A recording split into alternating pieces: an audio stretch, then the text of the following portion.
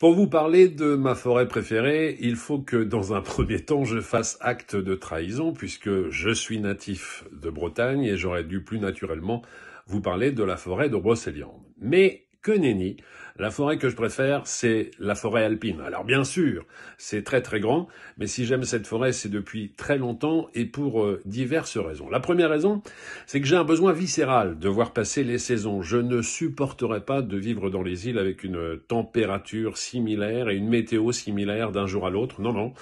Moi, j'ai besoin qu'il fasse beau de temps en temps, mais aussi qu'il pleuve ou encore qu'il neige.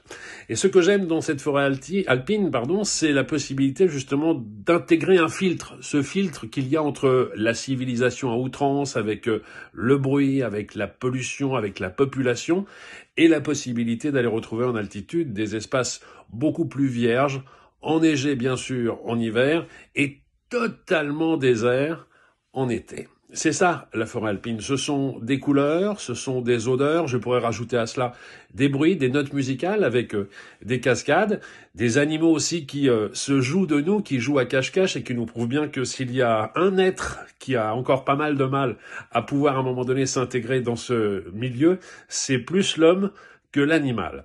Voilà, moi je vous laisse méditer là-dessus. Il y a la possibilité pour l'été soit d'aller se mettre sur une plage avec 1 mètre carré pour poser sa serviette de bain, soit la possibilité de rejoindre la forêt alpine pour des grandes randonnées et se régénérer pour tout le restant de l'année et avoir le sentiment que cette montagne, elle est uniquement faite pour vous. C'est cadeau.